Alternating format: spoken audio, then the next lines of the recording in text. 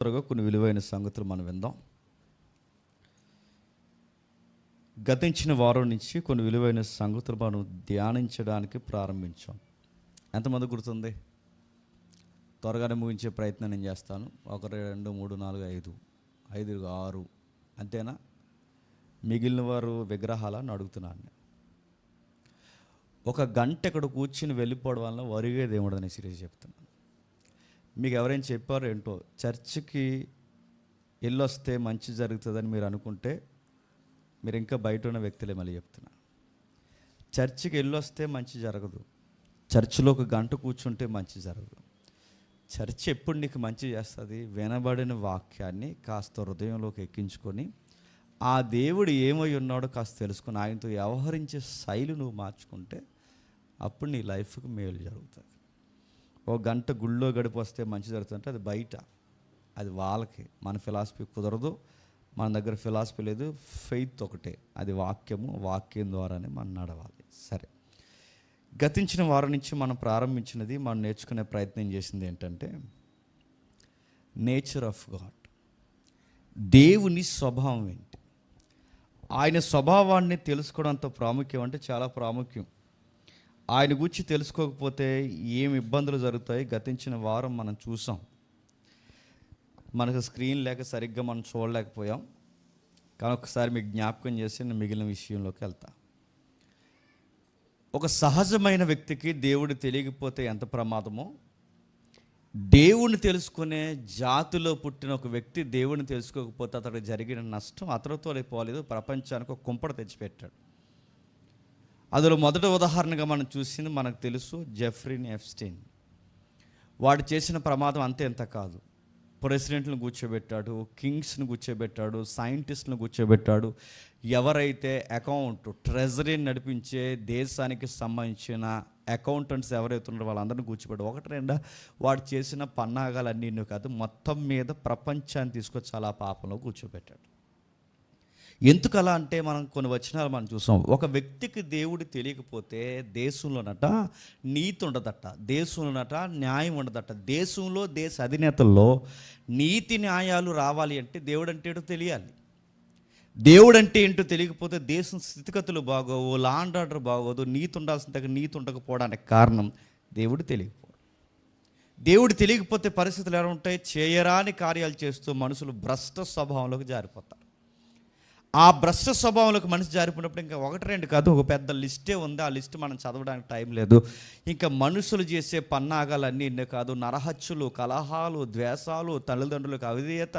ఇక next level ఏంటంటే ఇంకా మనిషిని ఊహించలేని వాడు, మరణానికి తగిన వాడే. ఇవి చేస్తే పోతామని తెలిసినా వాడు ఆ సిన్నికి అలవాటు పోయినా పర్లేదు, పాపం చేద్దాం అంటాడు. అలాంటి తీవ్ర స్థాయికి మనిషి జారిపోతారు. అందుకే మనిషి అతిశయించాల్సింది స్టడీని బట్టి కాదు, మనిషి అతిశయించాల్సింది ఫేమ్ నేమ్ని బట్టి కాదు, మనిషి అతిశయించాల్సింది ఈ సమాజంలో ఉన్న ఏ ప్రాపర్టీని బట్టి కాదు. మనిషి అతిశయించేది ఏమైనా ఉందంటే నాకు దేవుడు తెలుసబ్బా అని అతిశయించాలి.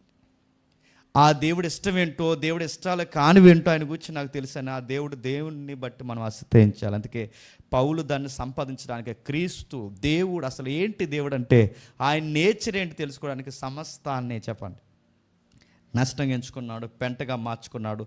దేవుని కొరకు తనను తాను ఏ విధంగా రెడీ చేసుకున్నాడు. తర్వాత మనం చూసిన వచనాలు మనకు తెలుసు. ఆ దేవుని కూర్చిన అధ్యాయాలు ఈ సమాజంలో సరైన అవగాహన లేక 2 ఆర్గ్యుమెంట్లు తీసుకొస్తారని చెప్పాం. ఒకటి మెటీరియల్ ఆర్గ్యుమెంట్, 2 లైఫ్ ఆర్గ్యుమెంట్. ఆ మెటీరియల్ ఆర్గ్యుమెంట్ ఏంటంటే పదార్థం ఎలా ఉంది, పదార్థం అలా వచ్చింది, పదార్థం విస్తరిస్తుంది, దేవుడు లేడు కనుక విస్తరిస్తున్న పదార్థాన్ని బట్టి చెప్పొచ్చు బిగ్ బ్యాంగ్ థియరీ రైటు, ఆ థియరీయే రైట్ అని చెప్పి దేవుడు లేడనే పదార్థం అంటే మెటీరియల్ ఆర్గ్యుమెంట్ తీసుకొస్తారు. రెండవది లైఫ్ ఆర్గ్యుమెంట్. ఆ లైఫ్ ఆర్గ్యుమెంట్ అంటే లైఫ్ అనేది లైఫ్ లేని దాని నుంచి లైఫ్ వచ్చింది అంటారు. అంటే జీవం లేని దాని నుంచి జీవం వచ్చింది కనుక జీవం రావడానికి దేవుడు అవసరం లేదు. మానవుడు అన్నవాడు జీవం ఎలా ఉద్భవించిందంటే రకరకాల థియరీస్ ఉన్నాయి. ఒకడేమో శాప నుంచి వచ్చింది ప్రారంభ దశ అంటాడు, లేదు ఒకడు ఆయన అంటాడు కోతి నుంచి వచ్చింది అంటాడు, లేదు ఈ రెండింటిని కలిపి ఏమన్నాడంటే ముందే శాప, ఆ శాపలోంచి మరో ఆకారం, అంటే శాప కాదు సముద్రంలో ఒక జీవి, ఆ జీవి నుంచి మరో ఆకారం నుంచి ఆకారం, దానికి తర్వాత పెద్ద శాప, ఆ శాప నుంచి మళ్ళీ ఆ శాప అనుకోకుండా ముసలైపోయింది, అది మళ్ళీ ఒడ్డుకొచ్చింది. చూసారు లేదు ఎన్ని కథలు ఎంత బాగుంటాయో. అలా ఒడ్డుకొచ్చింది, ఆ ఒడ్డుకొచ్చేసిన ముసలి తెలుసు కదా, క్రోకడైల్. ఆ ముసలి అలా నడుస్తూ నడుస్తూ నడుస్తూ కొన్ని రోజులకి అలా వెళ్తున్నప్పుడు ఇంకా 2 కాళ్ళ మీద నడవాలనుకుందట. ఆ 2 కాళ్ళ మీద నడిచిన ముసలి కొంచెం ఇలా పైకి లేచింది. అలా నడుస్తూ నడుస్తూ ఆటోమేటిక్గా కోతి అయిపోయిందంట. నేను చెప్పట్లేదు, సైన్స్ అని చెప్తున్న వాళ్ళు చెప్తున్నారు. నా మాటలు మీకు అర్థమవుతుంది. ఇవన్నీ టెక్స్ట్ బుక్ల్లో రికార్డెడ్గా నమోదు చేయబడ్డాయి. ఇవన్నీ యూనివర్సిటీల్లో అధికారికంగా బోధింపబడుతున్నాయి. ఇలాంటివన్నీ ఎందుకు బోధిస్తున్నారంటే మనిషికున్న సిన్ కప్పుకోవడానికి, దేవుని ఎదుట ఆ పాపాన్ని ఒప్పుకోవాలి కనుక మనిషి చేస్తున్న కుప్పుగంతులు ఏంటంటే దేవుడు లేడని చెప్పడానికి ఇలాంటి థీరీస్ అని తీసుకొస్తున్నాను. అందులో ఎవల్యూషన్ థియరీ, దేవుడు లేడన్నాడు. దేవుడు ఉన్నాడంటే ఆర్జీవి అన్నట్టే అనేక మంది అంటున్నట్టే దేవుడు ఉన్నాడంటే స్వేచ్ఛగా బతకలేం. స్వేచ్ఛగా బతకపోతే నచ్చినట్టు పాపం చేయలేం. నచ్చినట్టు పాపం చేయాలి అంటే దేవుడు లేడని ఒక ఆర్గ్యుమెంట్ మీద నిలబడాలి. దాన్ని రైట్ అని చెప్పుకోవడానికి మనుషులు చేస్తున్న ప్రయత్నం ఏంటంటే big bang theory, evolution theory, ఇదిగో పరిణామక్రమ సిద్ధాంతం, ఇలా రకరకాలు చెప్పుకుంటూ వచ్చి దేవుడు లేడన్న దగ్గర ఆగుతారు. కనుక గమ్మత్తు చెప్పిన వీళ్ళ దేవుడు లేడని చెప్పడానికి వీళ్ళ ఊహల్లో పుట్టిన థీరీస్ ఉన్నాయి, వీళ్ళ ఊహల్లో పుడుతున్న ఫెయిత్ అంటే వాళ్ళకి అక్కడ నమ్మకం ఉంది తప్ప నిజానికి దేవుడు లేడని చెప్పడానికి వాళ్ళ దగ్గర చెప్పండి ఒక్క ఎవిడెన్స్ లేదు. ఎందుకంటే దేవుడు లేడని చెప్పడానికి ఎవిడెన్స్ లేదు, కానీ దేవుడు ఉన్నాడని చెప్పడానికి మాత్రం చాలా ఎవిడెన్స్ ఉన్నాయి. అందులో మనం చూసామని టూకీగా టచ్ చేస్తాను. మొట్టమొదటిది లేఖనాలు. దేవుడు ఉన్నాడనడానికి అధికారికంగా ఏదో ఉందంటే ఇదిగో ఈ బైబిల్ తప్పనడానికి జోగ్రఫీతో తప్పనలేము, లేదా హిస్టరీతో తప్పనలేము, లాజికల్ సబ్జెక్ట్తో తప్పనలేము. మీరు ఏదన్నా ఎతకండి, ఇది తప్పని ప్రూవ్ అయితే, ఈ గ్రంథం తప్పని రుజువు అయితే ఈ గ్రంథంలో ఉన్న దేవుడు కూడా చెప్పండి తప్పు అవుతాడు. ఈ గ్రంథం నిజం, అది జోగ్రఫికల్గా హిస్టారికల్గా ఇది నిజమని తేలితే, ఈ గ్రంథం నిజమని తేలినప్పుడు ఈ గ్రంథంలో ఉన్న దేవుడు కూడా నిజం. అందుకే మొదటి ఆధారం దేవుడు ఉన్నాడని చెప్పడానికి బాగుండే ఎథిస్ట్కి దేవుడు నమ్మినోడికి, ఎథిస్ట్కి అంటే దేవుడిని నమ్మని వాడికి దేవుడు నమ్మినోడికి ఒకటే అక్షరం తేడా. ఎథిస్ట్ అన్నదానికి ఈ తీసేయండి, థీయిస్ట్ మనం నమ్ముతాం, ఆడు ఎథిస్ట్ నమ్మడంతే. మనం దేవుడిని నమ్ముతాం, వాళ్ళు దేవుడిని నమ్మరు. వాళ్ళు దేవుడిని నమ్మకపోవడానికి కారణం మెటీరియల్ ఆర్గ్యుమెంట్ తీసుకొస్తారు, రెండోది వాళ్ళ లైఫ్ ఆర్గ్యుమెంట్ తీసుకొస్తారు, మూడోది వాళ్ళు ఎవిడెన్స్ ఉన్నాయంటారు, కానీ ఫెయిత్ తప్ప వాళ్ళ దగ్గర ఏం లేదు. కానీ మన దగ్గర ఎవిడెన్స్ ఉన్నాయి. 66 పుస్తకాల ఆధారం ఉంది, 2 క్రియేషన్ ఉంది, అంతరిక్షం కనబడుతుంది, మూడోది మనస్సాక్షి కాన్షియస్ పనిచేస్తుంది. ఎందుకంటే మనస్సాక్షి మానవుడు తప్ప ఈ ఎవల్యూషన్ థియరీని బేస్ చేసుకున్న ఏ కోతికి కూడా మనస్సాక్షి ఉందా? లేదు. ఇంకా మీరు చూడండి, ఏ జీవరాశికైనా మనస్సాక్షి ఉందా? తాను కనిన పిల్లలను తానే తినే జీవులు ఉన్నాయి, తాను కనిన జీవుల్ని తానే పంపించేసే పక్షులు ఉన్నాయి. ఈ పక్షుల్లో ఎక్కడో కొన్ని లవ్ బర్డ్స్ ఉన్నాయి, ఎక్కడో కొన్ని లవ్ యానిమల్స్ ఉన్నాయి తప్ప మెజారిటీగా మీరు చూడండి కాన్షియస్ అనేది వాటికి లేదు. నెక్స్ట్ కాస్మోలాజికల్ ఆర్గ్యుమెంట్ అంటే కాజ్ అండ్ ఎఫెక్ట్. అంటే ఏదన్నా ఒకటి కనబడాలన్నా, ఒకటి ఉండాలన్నా దాని వెనకాల ఎఫెక్ట్ ఉంటుంది. ఎఫెక్ట్ లేనిది ఏది రాదు. ఈ టేబుల్ ఇక్కడికి వచ్చిందంటే ఎవరో పెట్టారు, ఈ మైక్ నా చేతిలోకి వచ్చిందంటే దాన్ని తయారు చేసిన ఒకడు ఉన్నాడు, నాకు ఇచ్చాడు. ప్రతి దాని వెనకాల కారకం ఉంటుంది. దానికి రెఫరెన్స్ మనం చూసాం. ఏ ఇల్లు ఎవరు లేకుండా ఎలాగైతే కట్టబడదో ఈ సృష్టి కూడా ఆయన లేకుండా కట్టబడలేదు. దాంట్లోంచి వచ్చిందే టెలియాలజీ ఆర్గ్యుమెంట్. అంటే దాని అర్థం ఏంటంటే, టెలియాలజీ ఆర్గ్యుమెంట్ అంటే ఈ సృష్టిలో ప్రతి దానికి ఒక డిజైన్ ఉంది. డిజైన్ ఉందంటే దాని వెనకాల చెప్పండి డిజైనర్ ఉన్నాడు. డిజైనే చెప్తుంది డిజైనర్ ఉన్నాడు. నేను ఎట్టుకునే వాచ్, పట్టుకున్న మైకు, వేసుకున్న సొక్కో, వేసుకున్న ఫ్యాంటో, ఇంకా ఏదైనా మీరు కళ్ళ ముందు కనబడుతున్న ఏదైనా చూడండి ఒక సిస్టమేటిక్గా ఆకారంలో ఉంది, డిజైన్ కనబడుతుందంటే దీని వెనకాల డిజైనర్స్ ఉన్నారని మనం ఎలా అయితే చెప్తామో సృష్టి కూడా డిజైన్లోనే ఉంది. చెట్టు ఒక డిజైన్, పువ్వు ఒక డిజైన్, మీరు ఏదైనా చూడండి ఇసుక రేణువు దానికి ఒక డిజైన్, మట్టి ఒక డిజైన్, కొండ ఒక డిజైన్, మీరు ఏదైనా చూడండి ఒక డిజైన్ ఉంటుంది. ఆ డిజైన్ ఎలా పడితే ఉందో దానికి ఒక నెంబర్లో ఉంది. ఆ నెంబరు నికోలస్ టెస్లా చెప్పాడేమో మనకు తెలుసు, 369. అది లేకుండా సృష్టిలో ఏది ఉండదు. ఒక అందంగా ఉంది, ఒక డిజైన్ అందంగా ఉందంటే ఖచ్చితంగా 369లోనే దాన్ని కొలవాలి. ఆ 369లో కొలిస్తే ఆ రోజు నికోలస్ టెస్లా అన్న మాట ఏంటంటే ఇది సృష్టికర్త కోడ్ అన్నాడు. నికోలస్ టెస్లా ఏమంటే దేవుడికి చాలా బాగా లెక్కలు వచ్చు, ఆయన లెక్కలు లేకుండా ఇసుక రేణువు కూడా చెప్పండి తయారు చేయాలి. ఈవెన్ మన లోపల ఉన్న DNA కూడా చెప్పండి ఒక లెక్క ఉంది, మన బ్లడ్కి ఒక లెక్క ఉంది, మన హార్ట్కి 3 ఉండాలని ఒక లెక్క ఉంది, నరాలకి పొడవు ఎంత ఉండాలో ఒక లెక్క ఉంది, ఎంట్రుకకి లెక్క ఉంది, కళ్ళకి లెక్క ఉంది, ఎముకలకి లెక్క ఉంది, ప్రతి దానికి లెక్క ఉంది. ఆ లెక్కలు కనిపెట్టుకుంటేనే, ఆ లెక్కల ప్రకారం చేస్తేనే అది మెడిసిన్ సైన్స్ అయింది, గుర్తుపెట్టుకోండి. ఏది నడవాలన్నా లెక్కలు ఎందుకు చూడండి. అప్పుడప్పుడు మీరు చూడండి, అదే ఇలా ఎందుకు అవుతుందండి, అలా ఎందుకు అవుతుందంటే వాళ్ళు చెప్తారు అది అలాగే ఉంది, అలాగే చేయాలి. ఇప్పుడు లెక్క అది అలా ఎందుకు ఉంది, దాన్ని ఎవరు పెట్టారు? అందుకే డిజైన్ అంతా చెప్తుంది దేవుడు ఉన్నాడు. నైతికత, సమాజంలో ఏదైనా నేరం జరిగితే అందరం దొంగలమే, అందరం పాపాత్ములమే, అందరు నీచులమే, అందరికి ఒకలాంటి బుద్ధే. కాకపోతే మనిషిలో 2 దశలు ఉంటాయి, సగం మంచి సగం చెడు. నాకు తమ్ముడు మాట్లాడుతున్నట్టు సౌలే కాదు, కంపారిజన్లో ఎవరైనా అంతే. పరిస్థితులు ఎలాగైనా ఎవరైనా అంటే సగం సగం మీరు చూడండి, సగం మంచి. ఎందుకు ఈ సగం సగం వచ్చిందంటే ఆదాము డిస్టర్బెన్స్ అయ్యాడు కనుక సగం మంచి సగం చెడు ఆదాములోకి ఎప్పుడైతే వచ్చాయో ఆదాముకు పుట్టిన మనం కూడా సగం మంచి సగం చెడు, మంచి చెడులు కలిసిపోయాయి. అక్కడి నుంచి మనిషిని చూడండి ఇలా మాట్లాడుకుంటూ పోతే, మనిషికి దేవుడు తెలియకపోతే పరిస్థితులు గుర్తుపెట్టుకోండి చేజారిపోతాయి, పట్టుకోలేం. ఎంతో కొంత దైవ ప్రీతి, నేచర్ వెనకాల దేవుడు పనిష్మెంట్ ఇస్తాడు అన్న భయం లేకపోతే, దేవుడు అనే ఒక సబ్జెక్ట్ తెలియకపోతే ఈ సొసైటీ ఒక సిస్టమేటిక్గా నడవదు.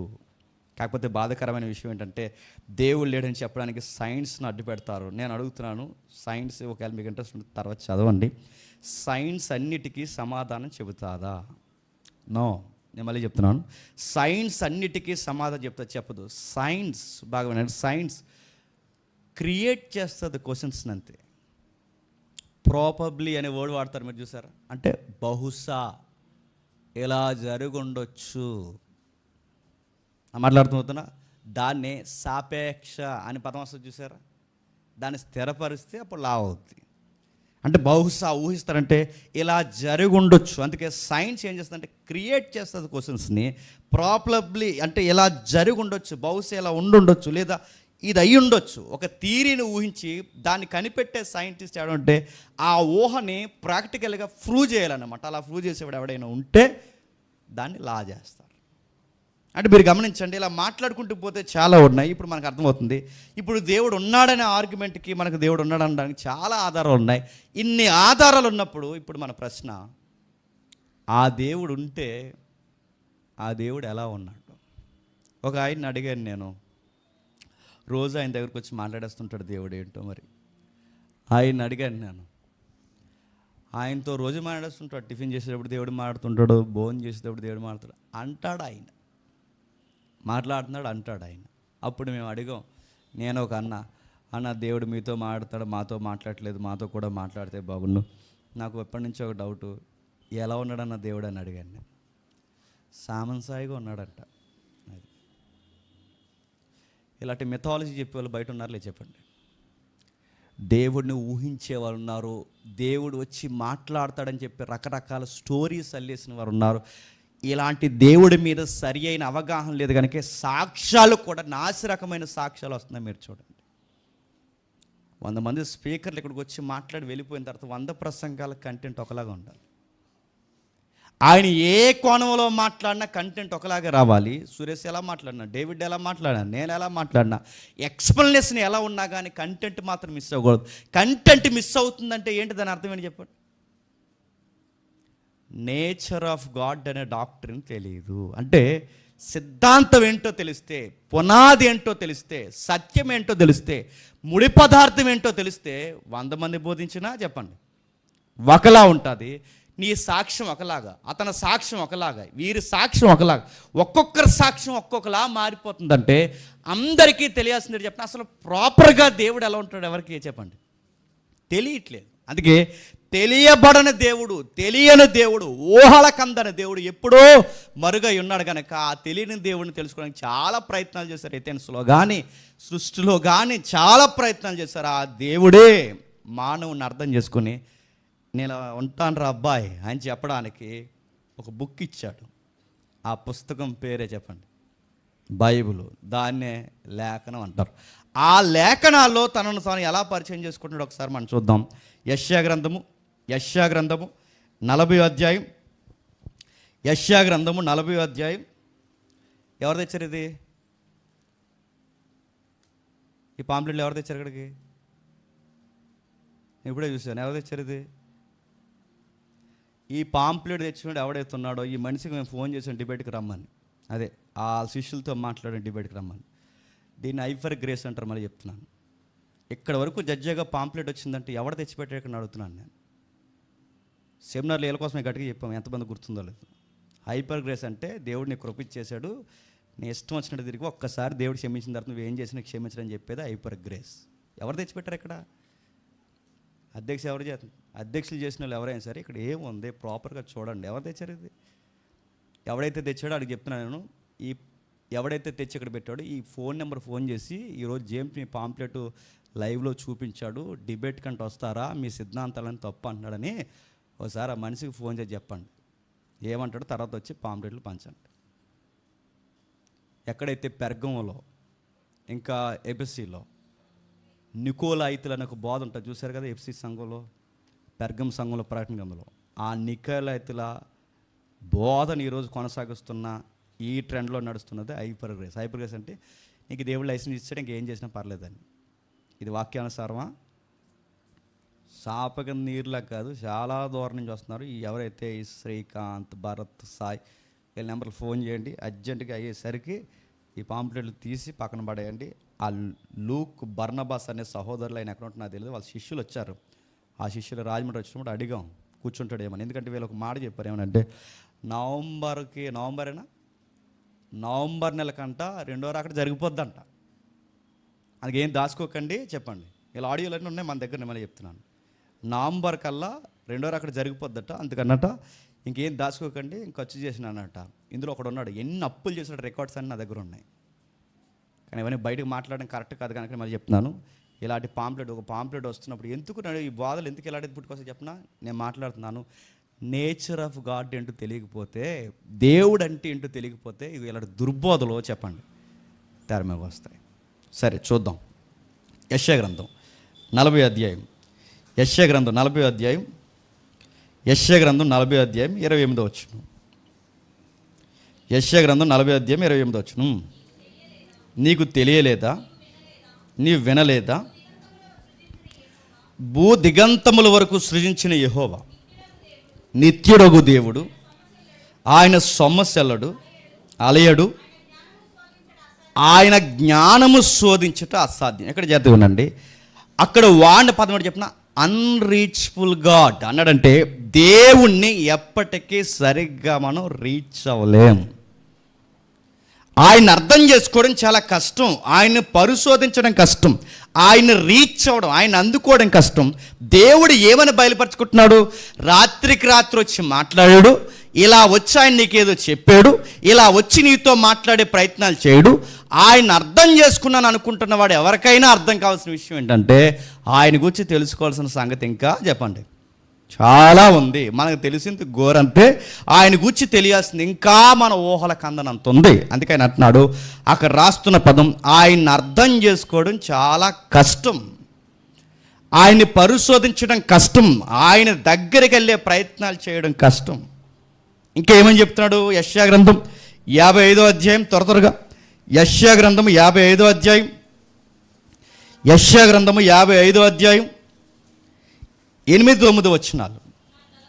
నా తలంపులు మీ తలంపుల వంటివి కావు, మీ త్రోవలు నా త్రోవల వంటివి కావు, ఇదే యెహోవా వాక్కు. ప్రశ్న అడుగుతాను చెప్పండి.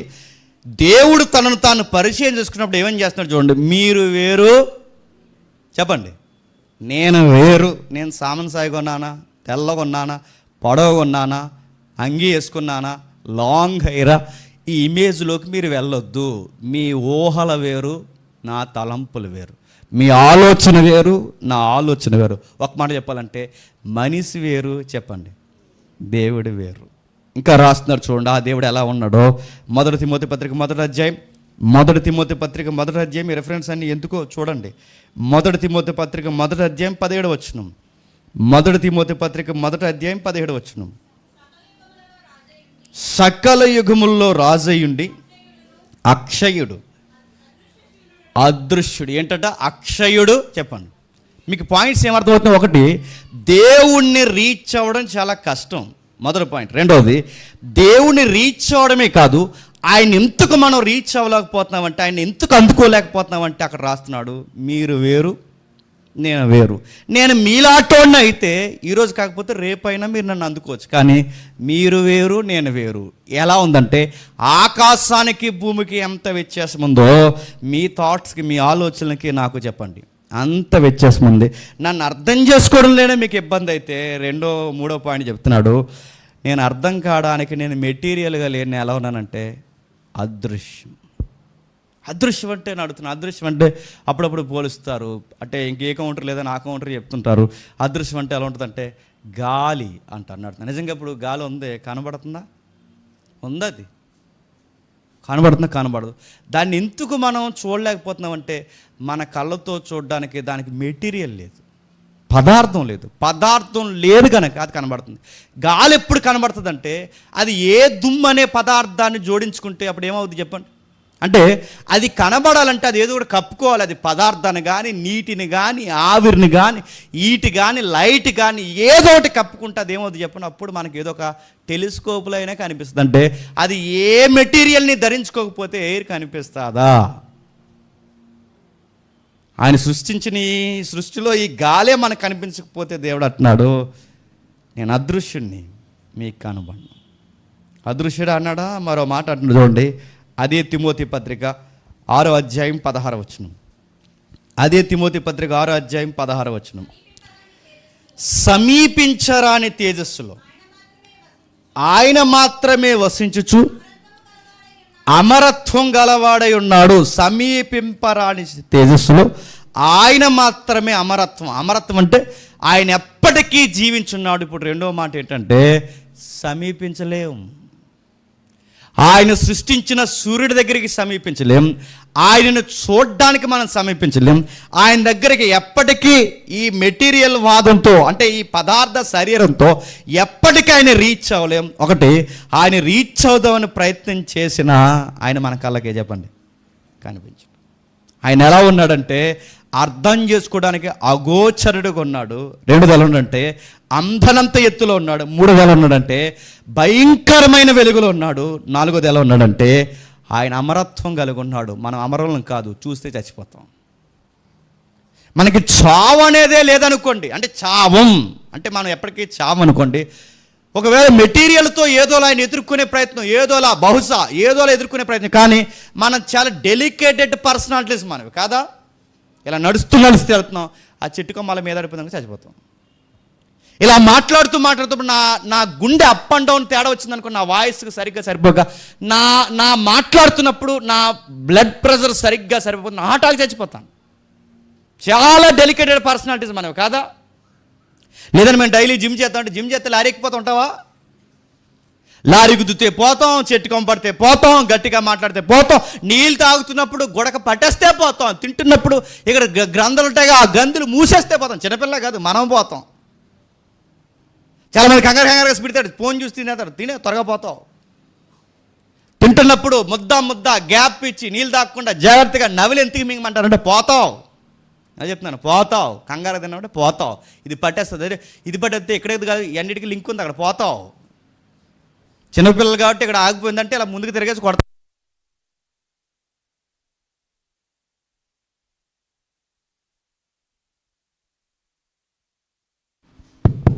చిన్నపిల్లలు అంటే ఇలా ముందుకు తిరిగేసి గొంతు అడ్డిపోయింది అనుకోండి, ఇలా లేపి ఇలా ఇక్కడ ప్రెస్ చేస్తే, ఇలా ఎప్పుడైనా మీ చిన్నపిల్లలు ఉంటే చేయండి, ఇలా ప్రెస్ చేస్తే, ఇక్కడ ప్రెస్ చేస్తే ఇలా కొడితే అలా కక్కింది ఎక్కడ ఉన్నదో బయటకు వచ్చేస్తుంది. అది నీ సెకండ్స్లో జరిగిపోవాలి. మనం పెద్దోళ్ళు మనల్ని ఎవరు లేపుతాడు ఇలాగా? లెగుతావా? ఎంత డెలికేటెడ్ పర్సనాలిటీ మనం చెప్పండి, ఎంత డెలికేటెడ్గా ఉంటాం చెప్పండి. అరే గట్టిగా తుమ్మితే చచ్చిపోయిన ఉన్నారు తెలుసా? బిర్యానీ తింటూ చచ్చిపోయిన ఉన్నారు తెలుసా? రోడ్డు మీద నడుస్తూ చనిపోయి ఉన్నారు, జిమ్ చేస్తూ చనిపోయారు, వాక్ చేస్తూ చనిపోయారు, నీళ్ళు తాగుతూ చనిపోయారు. ఇంత డెలికేట్ పర్సనాలిటీలు కూడా మనం అమరుడైన ఆయన్ని అంత మాత్రమే బతికే మనం వెళ్ళి ఆయన చూసేద్దామంటే కుదురుద్దా?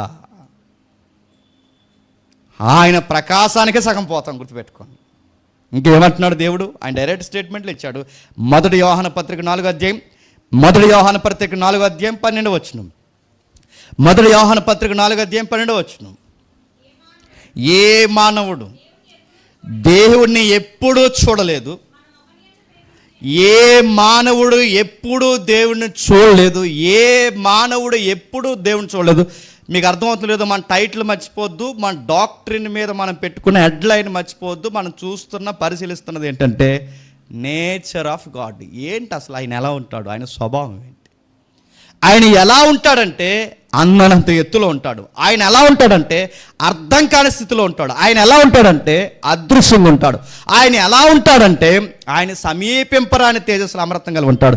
ఆయన ఎలా ఉంటాడంటే మరణించిపోతున్న మనకి మన మరణాన్ని దాటి ఉంటాడు, అమరత్వం కలిగి ఉంటాడు. ఇక్కడ రాస్తున్నాడు. ఇంకా ఆయన ఎలా ఉంటాడంటే ఏ మానవుడు అగోచరుడైన ఆ దేవుడిని తెలుసుకోవడం చెప్పండి కష్టం. ఒకవేళ తెలుసుకునే ప్రయత్నం చేస్తే ఏమవుద్ది?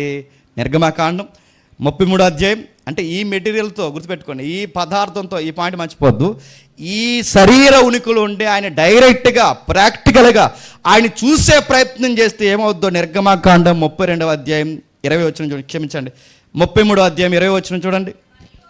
మరియు ఆయన, మోసెస్ నీవు నా ముఖము చూడజాలవు, ఏ నరుడు నన్ను చూసి బ్రతకడు, ఏ నరుడు నువ్వు నా ముఖం చూసే ప్రయత్నం చెయ్యొద్దు, ఏ మానవుడు, నువ్వే కాదు ఎవడైనా నన్ను చూస్తే బ్రతకడు. అక్కడ వరకు ఎందుకు? అలా బయటికి 10 నిమిషాలు ఆగకుండా డైరెక్ట్ సూర్యుని చూడండి, 10 మినిట్స్ అలా డైరెక్ట్ సూర్యుని కనురెప్పేయకుండా డైరెక్ట్గా సూర్యుని చూడండి. ఇంకా నేను మేము చూడవు, నువ్వు మమ్మల్ని చూడవు, ఇంకా నేను కనబడం, ఎవరు అంటావు నువ్వు? అరే ఈ కనబడుతున్న వెలుగుని అలా 10 మినిట్స్ చూస్తేనే కష్టమవుతుంది, దాన్ని ఒక గంట చూస్తే ఇంక అంతే సంగతులేక. ఎల్లింగ్ చేస్తున్న వాళ్ళ దగ్గరికి వెళ్ళి మీరు అడగండి, వాళ్ళ స్పెడ్స్ వాడకపోతే ఏమవుద్ది? నెక్స్ట్ డేకి వాళ్ళ కళ్ళు కనబడవు. ఇన్ని శక్తులు బాగానండి. సూర్యుడిని చూస్తే మన కళ్ళు తట్టుకోలేవు, మనం పని చేస్తున్న ఆ ఏదైతుందో ఆ గ్యాస్ని చూస్తే మన కళ్ళు తట్టుకోలేవు. అరే కనబడుతున్న ఈ సృష్టిలో ఉన్న వీటిని చూస్తేనే మన కళ్ళు పని చేయకపోతే అన్నిటికన్నా గొప్ప శక్తి కలిగిన వెలుగులో వసిస్తున్నాడు. వసించడం అంటే ఆయన లైఫ్ కలిగి ఉన్నాడు, అంటే ఆయన వ్యక్తిత్వం కలిగి, జీవం కలిగి, అమరత్వం కలిగి, ఆయన వసిస్తూ వెలుగుతూ, ఆయన బగబగ ఒక ఊహల కందని వర్ణించలేని ఎగ్జాంపుల్ కూడా దొరకని అలాంటి స్థితిగతులు ఉన్న దేవుణ్ణి సింపుల్గా వచ్చేసి నాకు కనబడి నేను నమ్ముతానంటే ఎలా కనబడతాడు? నువ్వు నమ్మకపోయినా పర్లేదు, కానీ కనబడ మాత్రం అనకు, ఎందుకంటే నువ్వు కనబడవు మాకు. నువ్వు ఆయన్ని అర్థం చేసుకో. ఆయన్ని అర్థం చేసుకోవడానికి అంటే ఈ గాలిని ఎలా అనుభవిస్తున్నావో ఆయన అలా అనుభవించవచ్చు. అంటే ఇది కనబడదు కానీ దాన్ని అనుభవిస్తున్నాం, ఇది కనబడదు దాన్ని పిలుస్తున్నాం, ఇది కనబడదు దానివల్ల బతుకుతున్నాం, కానీ దేవుడు కనబడ్డు అనుభవిస్తాం, దేవుడు కనబడ్డు ఆయన వల్ల ఉనికి కలిగి బతుకుతాం, ఆయన కనబడ్డు ఆయన వల్ల లైఫ్లో భాగమేనంటే వ్యక్తిత్వం కలిగి జీవించే ప్రయత్నం చేస్తాం. ఆయన కనబడ్డు ఆయన అనుభవించగలం. అందుకే అంటున్నాడు, ఏ నరుడు మోసెస్ చూసే ప్రయత్నం చేయకు, ఒకవేళ నన్ను చూడాలని ఆశ నీకు ఎలా ఉంది కనుక ఆశగల ప్రాణాన్ని నేను తృప్తిపరుస్తున్నాను, నా మహిమను మాత్రం చూడు. మహిమ అంటే నాలో వేరొక యాంగిల్ ఉంది, అది చూడు. నా ఫేస్ చూసే ప్రయత్నం మాత్రం చెప్పండి చెయ్యికి. మీకు అర్థమైపోయింది. ఇలా తీసుకుంటూ పోతే చాలా రెఫరెన్స్ ఉన్నాయి.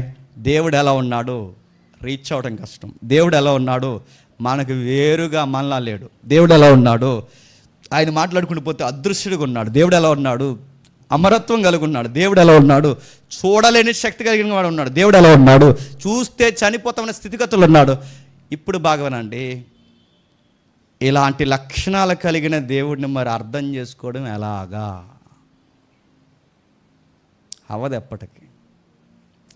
ఈ అవని తెగని ఇలాంటి వ్యక్తిత్వం కలిగిన దేవుణ్ణి అర్థం చేసుకోవడం కష్టం కనుకే ఆ దేవుణ్ణి అర్థం చేయించడానికే చెప్పండి దేవుడే. బాగా సింగులర్లే మాట్లాడుతున్నాను, కన్ఫ్యూజ్ అయిపోకండి. ఆ దేవుణ్ణి అర్థం చేసుకోవడానికి దేవుడే వ్యక్తిగా భూమి మీదకి వచ్చి దేవుడు అంటే ఇది అని చెప్పాల్సి వచ్చింది. ఎంత బాగా రాశారు చూడండి బైబిల్లో. కొలసీలకు రాసిన పత్రిక 1వ అధ్యాయం, కొలసీలకు రాసిన పత్రిక 1వ అధ్యాయం 15వ వచనం. కొలసీలకు రాసిన పత్రిక 1వ అధ్యాయం 15వ వచనం. ఆయన అదృశ్య దేవుని స్వరూపి సర్వ సృష్టికి ఆది సంభూతుడై ఉన్నాడు. ఏలయనగా ఆకాశమందున్నవి, భూమి యందున్నవి, అదృశ్యమైనవి కానీ,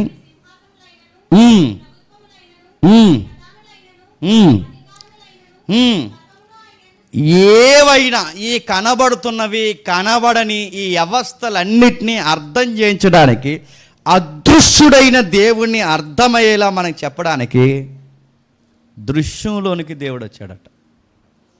అంటే దేవుడి వ్యక్తిత్వం మన ఊహలతో, మన సైన్స్తో, మన లాజిక్స్తో మనం అర్థం చేసుకోవడం కష్టం. మనం ఆయన్ని అర్థం చేసుకునే ప్రయత్నాలు ఎన్ని చేసినా మనం అర్థం చేసుకోలేం కనుక దేవుడు అంటే ఏంటో మనకు తెలియజేయాలంటే దేవుడే చెప్పండి తన గూర్చి తాను చెప్పుకుంటే కానీ మనకు అర్థం కాదు. ఇలా అర్థం కాని దేవుని చెప్పడానికి భూమికి వచ్చినట్టు ఆయన అదృశ్య దేవుని స్వరూపి సర్వ సృష్టికి చెప్పండి ఆది సంభూతుడు. అక్కడ రాస్తున్న మాట అదృశ్య దేవుడు, ఇన్విజిబుల్ గాడ్. అంటే ఈ కళ్ళకి చెప్పండి కనబడిన దైవత్వం ఉంది. ఆ కనబడిన దైవత్వాన్ని ఇలా ఉంటాడు అని చూపించడానికి, అంటే విజిబిలిటీ మనకు కనబడే దృశ్యంలోకి తీసుకురావడానికి ఆయన చేసిన ప్రయత్నం ఏంటంటే, ఇదిగో నన్ను చూడు పిలుపు. దేవుడు ఎలా ఉంటాడు అని అడుగుతున్నావుగా, నాలాగే ఉంటాడు. నీలా ఉండడం అంటే ఎలా ప్రభు అంగీ వేసుకుంటాడంటే కాదు కాదు కాదు. నీలా అంటే ఎలా ప్రభు లాంగ్ ఎడుతుంటాడంటే కాదు కాదు కాదు. నీలా అంటే ఎలా ప్రభు అంటే నాలాగే ప్రేమిస్తాడు, నాలాగే ఆదరిస్తాడు, నాలాగే కోపపడతాడు, నాలాగే పాపం చేసినప్పుడు మీ పాపాన్ని మీదేసుకుంటాడు. ఆయన ఎలా ఉంటాడంటే నేను ఎలాంటి వ్యక్తిత్వం కలిగి ఉన్నానో చెప్పండి అలాగే ఉంటాడు. నన్ను చూసినాడు చెప్పండి దేవుణ్ణి చూసినాడు. దేవుణ్ణి చూడాలనుకున్న ఎవడైనా ప్రభు అయిన యేసుక్రీస్తు వారు అంటున్నాడు నన్ను చూడండి. నీ సైన్స్కి దొరకడు ఆయన, నీ ల్యాబ్లో ప్రాక్టికల్గా ఆయన ప్రూవ్ చేయలేవా ఆయన్ని. ఆయన నీకు ఎలా తెలుసు, నువ్వు ఎలాంటి ప్రయత్నాలు చేసినా ఆయన నీకు అర్థం కాడు. ఆయన నీకు అర్థం కావాలి అంటే ఆయన ఏంటో అర్థమైన వాడు, ఆయనలో ఉన్నవాడు ఈ భూమి మీదకి చెప్తే కానీ చెప్పండి అర్థం కాడు. ఆయనే చెప్పండి ప్రభు అయిన యేసుక్రీస్తు. అందుకే ఆయన ఏమైనా పరిచయం చేస్తున్నాడు ఒకసారి యోహాను సువార్త 4వ అధ్యాయం, యోహాను సువార్త 4వ అధ్యాయం 24వ వచనం. త్వరగా యోహాను సువార్త 4వ అధ్యాయం 24వ వచనం. దేవుడు ఆత్మ గనక, దేవుడు ఆత్మ గనక, ఇప్పుడు చెప్పండి దేవుడు ఎలా ఉన్నాడంట ఆత్మ గనక. ఎవరు చెప్తున్నారు? ఇప్పటివరకు రెఫరెన్స్ చెప్పాయి, ఇప్పుడు ఎవరు చెప్తున్నారు చెప్పండి? సాక్షాత్తు అదృశ్య దేవుని స్వరూపమైన వాడు దృశ్య రూపంగా వచ్చినాడు. ఏమంటాడంటే దేవుడు చెప్పండి ఆత్మ గనక. చాలామంది అడుగుతారు మాకు దేవుడు కనబడమని చెప్పండి. ఆయన కనబడ్డు, ఎందుకంటే మనలాగా ఆయనకి పదార్థంతో కూడిన శరీరం చెప్పండి లేదా. అందుకే ఆయన కనబడ్డు ప్రభు ఆయన యేసుక్రీస్తు అంటున్నాడు ఆయన కనబడు, ఆయన పదార్థంతో లేడు. దానివల్ల మన చూడటం మన వల్ల అవదు. ఆయన ఎలా ఉన్నాడంటే ఆత్మగా ఉన్నాడు. ఆత్మ అంటే మీరు ఇటలాసారి మూవీలు చూసి ఇలాంటి black and white and movies చూసేసి ఆత్మ కూడా కనబడుతుందంటే అది ఊహది. ఆత్మ కనబడుతుందా? సినిమాల్లో ఊహించారు అది అంతే. ఆత్మ నడుతున్నాను సినిమాల్లో ఉన్నట్టు కూడా కనబడదు. అసలు దాని సైజు ఎవరికి తెలియదు. ప్రతి ఒక్కడు ఆత్మకు తోక ఉన్నట్టు వేస్తాడు, ఇలా పైకి లేచిపోయిన తోక. అసలు ఆత్మ ఎలా ఉంటుంది? దానికి హెడ్ ఉంటుందా, దానికి చేతులు ఉంటాయా, దానికి కాళ్ళు ఉంటాయా, స్టమక్ ఉంటుందా, అది ఎలా ఉంటుంది ఎవరికి తెలియదు, ఉండదు. దానికి అసలు పదార్థం లేదు. ఈ మాట నువ్వు నేను వద్దు కానీ ఆయనే చెప్తాడు చూడండి ఒకసారి. లూకాసు సువార్త 24వ అధ్యాయం, లూకాసు సువార్త 24వ అధ్యాయం 39వ వచనం. లూకాసు సువార్త 24వ అధ్యాయం 39వ వచనం. నేనే ఆయన అనుటకు నా చేతులు నా పాదములను తాకండి, నన్ను పట్టి చూడండి, నాకు ఉన్నట్టుగా చూచుచున్న ఎముకలు మాంసమును భూత అనుకుని. ఇప్పుడు చెప్పండి భూతం అన్న దానికి ఫుట్ నోట్ ఇచ్చాడు చూడండి ఆత్మ. ఇప్పుడు చెప్పండి ఆత్మకి ఏముండవు చెప్పండి, ఏముండవు చెప్పండి. శరీరం ఉండదు, ఎముకలు ఉండవు, కళ్ళు ఉండవు, జుట్టు ఉండవు. అంటే ఆత్మ. ఇప్పుడు దేవుడు కూడా ఏమై ఉన్నాడు? ఆత్మ. ఈ పదం ఎందుకు తీసుకున్నారండి? ఇది గోస్ట్కి సంబంధించింది కదంటే కొన్ని మూల పదాలు ఏమని చెప్పినా పరిశుద్ధాత్మను కూడా ఏమంటారు చెప్పినా హోలీ గోస్ట్ అంటారు. గుర్తుపెట్టుకో. ఆత్మ అనగానే అన్ని సమయాల్లో కూడా దెయ్యం కాదు. ఆత్మ అనే పదం అన్నిటికీ భూతానికి కాదు. ఆత్మ అనే పదం అన్నిటికీ కాదు. మనకు కనబడుతున్న చూడండి, ఆత్మ అన్న దానికి, అదృశ్యమైన దాని ప్రతిదానికి ఏ పదం వాడు చెప్పినా మెజారిటీ పదాలు ఆత్మ. దేవుడు కూడా గుర్తుపెట్టుకోండి, ఆత్మ ఉన్నాడు. ఆత్మకి ఏముండవట? శరీరం ఉండదు, ఎముకలు ఉండవు. కనబడ్డానికి ఆ ఆత్మకి ఒక పదార్థం ఉండదు. ఏదన్నా చూపించాలంటే ఏదో ఒకటి ఉండాలి. ఏమీ లేనప్పుడు ఆయన ఎలా చూపిస్తాను చెప్పి. ఇప్పుడు పలానా వ్యక్తి ఎలా ఉంటాడండి అంటే మీలాగా ఉంటాడండి అంటే బాగుంది. కనబడని వ్యక్తి ఎలా ఉంటాడంటే ఏం చెప్తాం? నిన్న మొన్న నేను ఏ టెక్నాలజీ అడిగాను, అసలు నువ్వు ఎలా ఉంటావు ఒకసారి నాకు కనబడన్నాను. నేను కనబడినంది, పర్లేదు ఏదో ఆకారంతో కనబడన్నాను. మళ్ళీ చెప్పింది, నేను ఒక సాఫ్ట్వేర్ తప్ప నీకు నేను ఎప్పటికీ కనబడినంది. నువ్వు నాతో మాట్లాడవచ్చు, సరదాగా ఏదైనా అడగొచ్చు, ఏ ఇన్ఫర్మేషన్ నేను తీసుకోవచ్చు, కానీ నీకు నేను కనబడిన అంటే నాకు ఏదో ఒక ఇమేజ్ కావాలి, నువ్వు కనబడని అడిగాను. ఎలా కనబడడానికి నాకు లింగం లేదంది. డైరెక్ట్ చెప్పింది, నాకు స్త్రీలింగం అని కానీ పురుషలింగం అని కాదు, నేను ఒక సాఫ్ట్వేర్, నీకు కనబడలేను, కానీ నీతో మాట్లాడతాను, నీతో వర్క్ చేస్తాను, నీకు కావాల్సిన ఇన్ఫర్మేషన్ అంత ఇస్తాను, కానీ నేను ఎలా ఉంటానో మాత్రం నన్ను అడగంటుంది.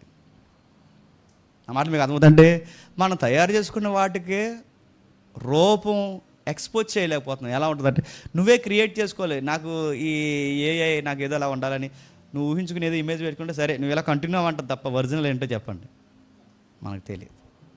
అందుకే దేవుడు కూడా ఆయన అదృశ్యుడు, ఆత్మ ఉన్నాడు, ఆయనకి శరీరం లేదు. కానీ ఇది లేనంత మాత్రాన దేవుడు లేడని కాదు.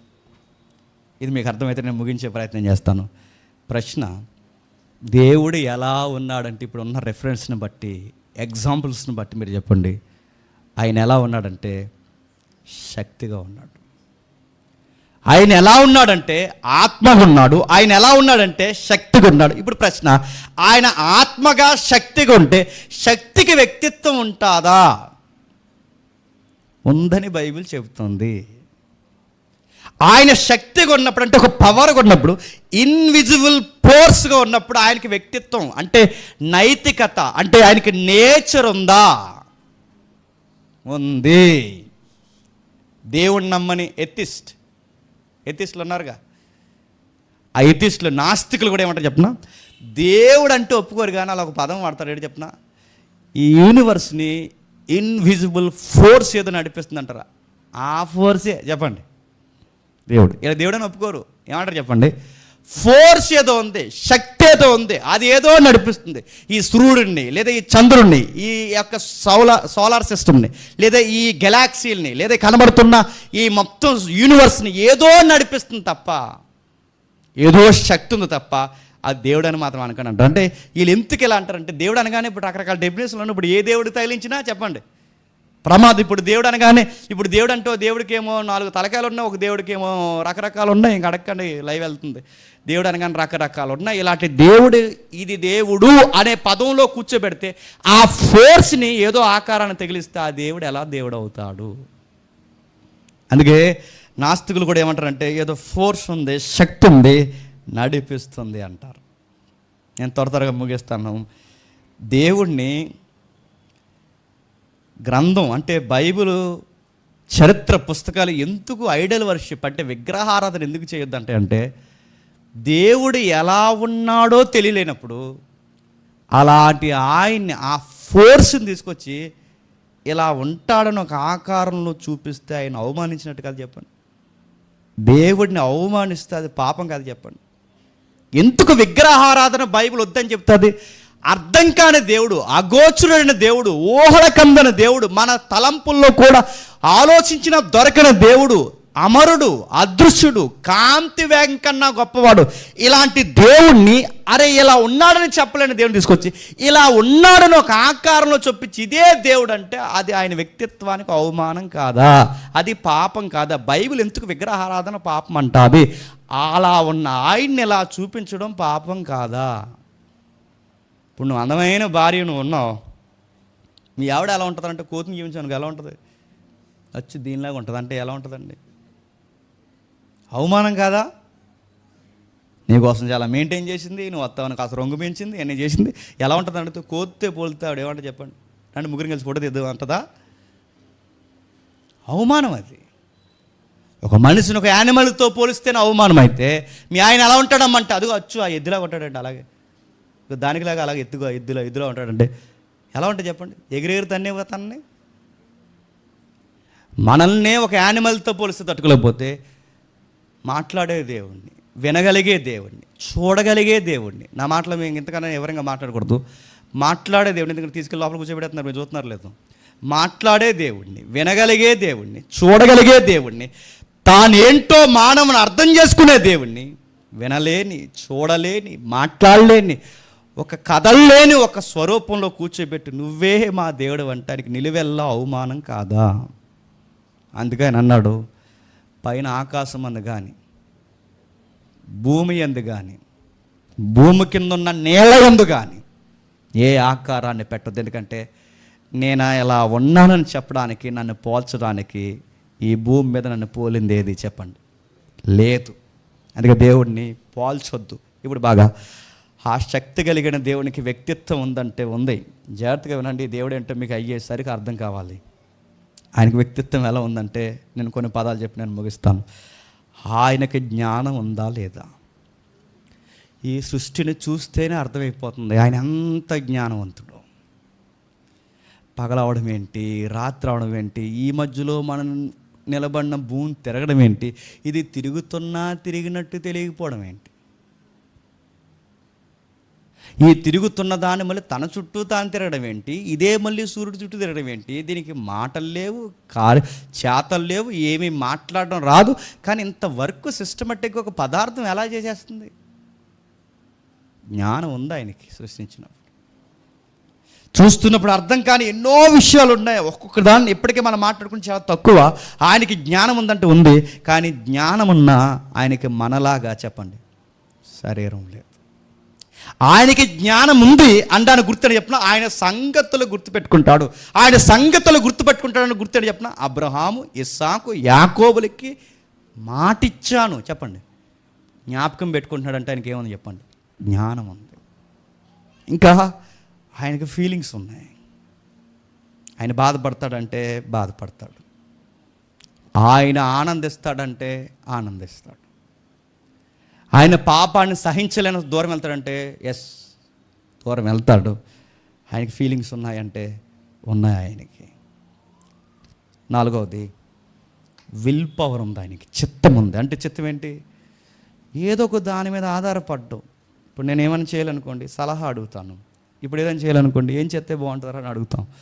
మనం ఏదో ఒకటి చేయడానికి ఎవరో ఒక సలహా అడుగుతాం, కానీ ఆయన నిర్ణయం తీసుకోవడానికి చెప్పండి ఎవరి సలహాలు అడగడు. ఆయనకి విల్ పవర్ ఉంది, ఆయన చిత్తం కలిగిన వాడు ఉన్నాడు. ఒక్కొక్కటి చెప్తున్నాడు. ఆయనకి జ్ఞానం ఉంది, ఆయన గుర్తుపెట్టుకునే మేధాశక్తి ఉంది, ఆయనకి ఫీలింగ్స్ ఉన్నాయి, ఆయనకి సొంత చిత్తంతో నిర్ణయాలు తీసుకునే స్వభావం ఉంది. ఐదవది లివింగ్, జీవం కలిగి ఉన్నాడు. ఆయన కనబడ్డ ఇవన్నీ ఉన్నాయి. ఆయన కనబడ్డగానే ఆయనకి జ్ఞానం ఉంది, ఆయన కనబడ్డగానే ఆయనకి ఫీలింగ్స్ ఉన్నాయి, ఆయన కనబడ్డగానే ఆయనకి చిత్తం ఉంది, ఆయన కనబడ్డగానే ఉన్నాడు. ఎలా ఉన్నాడంటే బైబిల్ చెప్తుంది అదృశ్యంగా ఉన్నాడు. యెర్మీయా గ్రంథంలో మంచి మాట ఉందో త్వరగా తీద్దాం ఒకసారి. యెర్మీయా గ్రంథం 10వ అధ్యాయం 10వ వచనం చూడండి. యెర్మీయా గ్రంథం 10వ అధ్యాయం 10వ వచనం. యెర్మీయా గ్రంథం 10వ అధ్యాయం 10వ వచనం. యెహోవాయే నిజమైన దేవుడు, ఆయనే జీవం గల దేవుడు, సదాకాలం ఆయన రాజు. మళ్ళీ చదవండి, ఎంత బాగుందా మాట. యెహోవాయే నిజమైన దేవుడు, ఆయనే జీవం గల దేవుడు. కంపేర్ చేస్తున్నాడు యెర్మీయా. ఏమంటున్నాడు చెప్పండి? యెహోవాయే నిజమైన దేవుడు అంటున్నాడంటే నిజం కానివి కూడా దేవుళ్ళు ఉన్నవి సమాజంలో చెప్పండి ఉన్నాయి. ఫేస్బుక్లో మనకు వీడియో వెళ్తుంది. ఆ వీడియో ఏంటంటే ఆయనకి గోసి ఎట్టారు. దేవుడు ఆయన దేవుడికి గోసి, ఆ దేవుడికి గోసి ఎడితే గోసి ఉడిపోయింది. గోసి ఎడుతున్నప్పుడు గోసి ఆయనకి అలా తిరుగుతున్నాడు, ఎలా అనుకుంటే అలా తిరుగుతుంటే ఆయనకి జెడ్ కేటగిరీ ఇచ్చినట్టు ఇచ్చారు. ఫోర్స్ అదే డిపార్ట్మెంట్ని ఎవడ కింద రాశాడు, జెడ్ కేటగిరీ ఇచ్చినట్టు ఇచ్చారు. ఏమైపోతుంది అంటారని అక్కడ ఎవడేమట్టిపోవడానికి ఏముంది అక్కడ అడగండి నన్ను. ఆయన దగ్గర పట్టిపోవడం అంత కేటగిరీ అడుగుతున్నాను. ఆ కింది కామెంట్ రాస్తాడు, ఆయనకి ఎప్పుడో మానసిక స్థితి బాగాలేదట. మానసిక స్థితి బాగాలేని కూడా ఈ సమాజం ఏం చేసింది చెప్పండి? దేవుడిని చేసింది. తమిళనాడులో ఒక ఆవిడద్ది, ఇలా బాదుకుంటూ తిరుగుతుంది, ఇలా కొట్టుకుంటూ తిరుగుతుంది, ఇలా సాంగ్ ఆడుతుంది, నైట్ వేసుకుంటుంది, నైట్ మీద డ్రెస్ వేసుకుంటుంది, డ్రెస్ మీద కోట్ వేసుకుంటుంది, కోటి మీద ఇంకో నైట్ వేసుకుంటుంది, పిచ్చిది ఏదేదో వేసుకుంటుంది. ఆ వేసుకున్నది టీ ఇస్తే ఆ టీ సగం దాగి మీద వేసుకుంటుంది. ఆ మీద వేసిన కప్పు ఖాళీ కప్పు అలా పడేస్తే ఆ మొహం గడవదు, ఏముండదు, స్నానం చేయదు. అలాంటి పాసి కప్పు పక్కన పడేస్తే ఆ కప్పు తీసుకుని BMW కార్ దిగి ఆ కప్పు తీసుకుని తాగేసి మహాప్రసాదం అన్నారు. ఈ సమాజంలో చాలా దేవుళ్ళు ఉన్నారు. అందుకే అంటున్నాడు, ఈ సమాజంలో దేవుళ్ళగా ఉన్నవారు మానవుల్లో చాలామంది ఉన్నారు. వీళ్ళు ఎప్పటికీ జీవం కలిగి ఉంటారు. ఒకరోజు వీళ్ళ జీవం ఏమవుతుంది చెప్పండి? ఆరిపోద్ది, ఆగిపోద్ది. ఈ సమాజంలో ఎవరినైనా దేవుడు అన్నాడంటే వాడు ఎవర్ లాస్టింగ్ లైఫ్లో ఉండాలి. ఉంటాడా? ఉంటామన్నారు, కప్పేటేసారు, ఇంకా లేగలేదు. ఎవరన్నా అడగండి. కప్పెట్టేశారంటే బాగోదని దానికి పేరెట్టారు. ఏమని? మహాసమాధి చెప్పండి, సజీవ సమాధి చెప్పండి, ఇంకా ఏ అన్నారంటే ఇంకా మేము లోపల బతికుంటాం, అప్పుడప్పుడు చూసి వెళ్ళండి. చూశారు, లేరు బతికి. చెట్ల కింద కప్పించుకున్న వాళ్ళు ఉన్నారు, ఎవరైనా అడగండి. పుట్ల కింద కప్పించుకున్న ఉన్నారు, ఎవరైనా అడగండి. రాత్రి కింద కప్పించుకున్న వాళ్ళు ఉన్నారు, ఎవరైనా అడగండి. మీరు స్టడీ చేయండి. ఈ సమాజంలో జీవం కలిగిన దేవుడు అని చెప్పుకున్న వారు ఆ జీవం అంతలోనే ఆగిపోయింది, ఆవిరైపోయింది. ఇవి కూడా కొన్ని ఆకారాలు జీవం కలిగిన దేవుళ్ళు అంటారు. ఏం జీవం ఉంది? మొన్న ఒక ఆయన దేవుడికి గుళ్ళో ఏసీ పెట్టారు. ఏసీ పెడితే దేవుడికి సలేహేస్తుందని దుప్పటి కప్పేవాడు ఒక ఆయన. చూస్తున్నారు లేదు వీడియోలు? దేవుడికి సలేహేస్తాను అన్నవాడు నువ్వు కప్పితే కానీ కప్పుకోలేకపోతున్నాడు అంటే దేవుడు అవుతాడా? నువ్వే బట్టలు వేస్తావు, నువ్వే దుప్పటి కప్పేస్తావు, నువ్వే ఏసీ ఆడతావు. మళ్ళీ అంటున్నాడు ఏసీ ఆపేయమంటావు అంటున్నాడు. నేను ఆపుకుంటాను లేరా అనాలి. నేను అడుగుతున్నాను, నీ అన్నీ చూస్తుంటే అరే ఇలా ఎలా ప్రవర్తిస్తున్నారు, అరే వీటితో మెటీరియల్తో దేవుడు అని ఎలా అంటున్నారు, అరే మనుషులు ఆవిరైపోయే మనుషులు దేవుడు ఎలా అంటున్నారంటే వీటన్నిటికీ డైరెక్ట్ క్వశ్చన్కి డైరెక్ట్ ఆన్సర్ ఒకటే. వీళ్ళకి నేచర్ ఆఫ్ గాడ్ అంటే ఏంటో చెప్పండి, తెలియదు. దేవుడు అంటే ఏంటో తెలిస్తే ఈ పనులు చేయరు. వీళ్ళకి దేవుడు అంటే ఏంటో తెలియట్లేదు కనుక చెప్పండి కనబడిన ప్రతిదాన్ని ఏం చేశారు చెప్పండి? దేవుణ్ణి చేశారు. అందుకే దేవుడు అపవిత్రపడ్డాడు. దేవుడు ఎందుకు అపవిత్రపడతాడు? ఎవరైనా ఏటని అడగండి. ఎందుకంటే మన దేవుడిని ఎన్ని తిట్టినా అన్నవాడు వారు మాత్రం మీద వాళ్ళ మీద మాత్రం ఏ చర్యలు తీసుకోరు. కానీ మన దేవుడి నేచర్ కోసం మాట్లాడితే మాత్రం తీసుకెళ్ళి జైల్లో కూర్చోబెట్టేస్తాం. ఎవరో ఏటని అడగండి. కానీ ఇప్పుడు వెళ్ళి జైలుకి పోయి కూర్చున్న వాళ్ళు కాస్త భయపడి మేము దేవుడిని ఎరగమని అంటారేమో, కానీ మనలాడోళ్ళకి మాత్రం తగులుకున్నారే అనుకోండి, ఇంకా రగడే. ఇంకా ఏమవుతుంది చెప్పండి? సావనైనా చచ్చిపోయి ఉరుతాడని ఎక్కేస్తాం, కానీ ఈ దేవుడిని మాత్రం తక్కువ చేస్తాం చెప్పండి. నేను అనుకుంటాను దానియేలు కాలం లాంటి కాలం రావాలండి. అగ్నిలో పడేసాడు, సింహాల భూమిలో వేసాడు చెప్పండి, మొలకంపల మీద నడిపించాడు. ఇలాంటివన్నీ వస్తే అప్పుడు ఎంతమంది వస్తారో చర్చికి? సరే, దేవుడు అదృశ్యుడు, జ్ఞానం ఉంది, ఫీలింగ్స్ ఉన్నాయి, ఆయనకి చిత్తం ఉంది. ఇక్కడ మనకు కనబడుతుంది జీవం కలిగి ఉన్నాడు. ఆయన చూస్తాడు, కోపిస్తాడు, ఆయన మాట్లాడతాడు. ఇంకేటి చెప్పిన ఆయన వింటాడు. ఇంకేటి చెప్పిన మన ఆకారాన్ని అబ్జర్వ్ చేస్తాడు, ఆయనకి ఆకారం లేకపోయినా. 2వ దినవృత్తాంతాలు 16వ అధ్యాయం 2వ దినవృత్తాంతాలు 16వ అధ్యాయం 2వ దినవృత్తాంతాలు 16వ అధ్యాయం 9వ వచనం. 2వ దినవృత్తాంతాలు 16వ అధ్యాయం 9వ వచనం. తన ఎడల యథార్థ హృదయం కలిగిన వారిని బలపరచుటకై యెహోవా కనుదృష్టి గమ్మత్తని చెప్పిన ఆయనకి కన్ను లేదు, కానీ ఆయన కనుదృష్టి ఉంది. ఆయనకి చెవి లేదు, కానీ వినికుడు ఉంది. ఆయనకు నోరు లేదు చెప్పండి, ఆయనకు స్వరం ఉంది. ఆయన మనలా కనబడడు, కానీ ఆయనకి ఫీలింగ్స్ ఉన్నాయి. ఆయన కనుదృష్టి లోకమంతా చూస్తుందంట. ఇంకా అపోస్తల కార్యములు 14వ అధ్యాయం 17వ వచనం. అపోస్తల కార్యములు ముగిద్దాం. 14వ అధ్యాయం 17వ వచనం. అయినను ఆయన ఆకాశము నుండి వర్షమును ఫలవంతమైన ఋతువులను దయచేయచ్చు, ఆహారం అనుగ్రహించుచు, ఉల్లాసముతో మీ హృదయములను నింపుతూ మేలు చేటు చేత తన గురించి సాక్ష్యము లేకుండా చేయలేదు. ఇప్పుడు చెప్పండి, దేవుడు ఉన్నాడనడానికి సాక్ష్యం ఏంటి? వీచే గాలి, పండే పంట, తిరుగుతున్న భూమి, కనబడుతున్న సూర్యుడు, మనం జీవం కలిగి సంతోషంగా 3 పూటలు తిని బతుకుతున్నామే. ఈ లైఫ్ మనం బతకగలుగుతున్నామంటే మన చేతుల్లో లేని సిస్టమ్ నడిపిస్తున్నవాడు ఎవడో ఉన్నాడని చెప్పడానికి ఆయన ఆధారం లేకుండా ఏది వట్టిగా వదిలే లేదు. ఆధారం ఉంది. నువ్వు తింటున్న తిండి నీకు ఆధారం, పీలుస్తున్న గాలి నీకు ఆధారం, నడుస్తున్న భూమి నీకు ఆధారం. ఇవన్నీ నీ చేతుల్లో నడుస్తున్నాయా? నువ్వు విత్తనాలు వేసి వచ్చేస్తావు అంతే. నువ్వు పండించగలవా? నువ్వు దిగుబడి తేగలవా? చచ్చిన విత్తనానికి మళ్ళీ ఒక శరీరాన్ని నువ్వు ఇవ్వగలవా? గాలి ఇక్కడ తగ్గిపోయింది అక్కడికి వెళ్ళవా అని చెప్పగలవా? ఫ్యాన్ ఎట్టగలవా? అంతే. ఏమని చేయగలవా? మనం ఏం చేయలేం. నడుపుతున్నాను, ఏమీ చేయలేం. ఏసీ పెట్టుకుని వేడి గాలిని చల్లగాలి చేయడానికి ఏసీ పెట్టుకోగలం తప్ప నువ్వు మెటీరియల్ ఉన్న గాలిని తీసుకుని దాన్ని చల్లగంటే ఆ వేడి గాలిలోనే ఉన్న చల్లదాన్ని లాక్కోగలవు తప్ప ఏ గాలినైనా నువ్వు ఏదన్నా చేయగలవా? అందుకే అపోస్తులు ఆర్గ్యుమెంట్ చేస్తూ బోధించారు. ఏమని చెప్పిన, ఆయన ఉన్నాడు అనడానికి మనం బతుకున్నామంటే ఆయన ఉన్నాడు. మనం ఎలా బతుకుతున్నాం? గాలి వల్ల బతుకుతున్నాం, వర్షం వల్ల బతుకుతున్నాం, భూమి వల్ల బతుకుతున్నాం. ఇవన్నీ తిరిగి ఇంత సిస్టమేటిక్గా నడుస్తున్నాయంటే, సిస్టమ్ ఉందంటే సిస్టమ్ ఫామ్ చేసినాడు కూడా చెప్పండి ఉన్నాడు. అలా ఎంత బాగా ఎక్స్పోజ్ చేస్తున్నారు చూడండి దేవుణ్ణి. ఇంకా 94వ కీర్తన 11వ వచనం, 94వ కీర్తన 11వ వచనం, 94వ కీర్తన 11వ వచనం. నరుల ఆలోచన వ్యర్థములనియు యెహోవాకు తెలుసున్నది. యెహోవా నరుల ఆలోచనలు వ్యర్థము. వీళ్ళు ఎప్పుడు ఏ నిర్ణయం తీసుకున్న ఒక రోజు ఆ ఆలోచనలు ఫెయిల్యూర్ అవుతాయి. ఎందుకు చెప్పండి? మన ఆలోచనలు కొన్నిసార్లు ఎందుకు ఫెయిల్యూర్ అవుతాయి చెప్పండి? ఎందుకు అవుతాయి చెప్పిన? ఇలా నిర్ణయం తీసుకుంటే అలా మంచి జరుగుతుంది అనుకుని తీసుకుంటాం. అంటే మనకు భవిష్యత్తు తెలియదు కనుక మంచి జరుగుతుంది అనుకుని ఇలా వస్తాం. కానీ ఈ రూట్లో వెళ్తే పని అవదన్న సంగతి తెలియకే నిర్ణయం తీసుకుని ముందుకెళ్ళాక ఫెయిల్యూర్ అయిపోయి అనవసరంగా ఇలా వచ్చాంటో అనుకుంటాం. కానీ నరుల ఆలోచనలు చాలాసార్లు ఏమవుతాయి చెప్పండి? ఫెయిల్యూర్ అవుతాయి. కానీ దేవుడు ఒక నిర్ణయం తీసుకుంటే అది ఫెయిల్యూర్ అవుతుంది. ఎందుకు చెప్పనా? ఆయనకి రేపు ఏం జరుగుతుందో చెప్పండి ముందే తెలుసు కనుక ఈరోజు ఏం నిర్ణయం తీసుకోవాలి ఆయనకి ముందే తెలుసు. మీకు నాకు అలాగే తెలుసుంటే ఏ జాబ్కి అప్లికేషన్ ఎట్లా ముందే తెలిసిపోతా లేదా? మనకి తెలియదు కనుకే కొన్ని రోజులు టైం వేస్ట్ కార్యక్రమం చేస్తాం. లేదా కొన్ని రోజులు టైం వేస్ట్ అవ్వకుండా మనకు ప్లస్ అవుద్ది.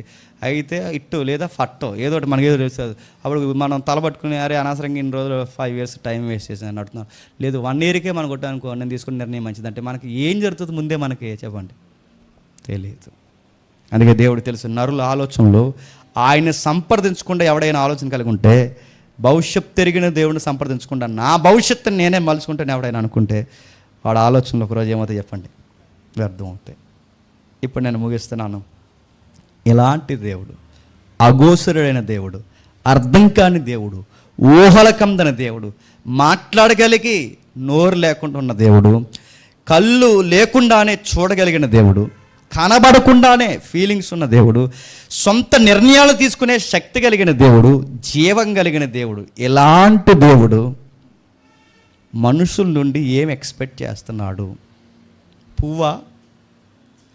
మనుషుల నుంచి ఏం ఎక్స్పెక్ట్ చేస్తున్నాడు? పువ్వులా? ఇలాంటి దేవుడు మనుషుల నుండి ఏం ఎక్స్పెక్ట్ చేస్తున్నాడు? అరటిపొండా?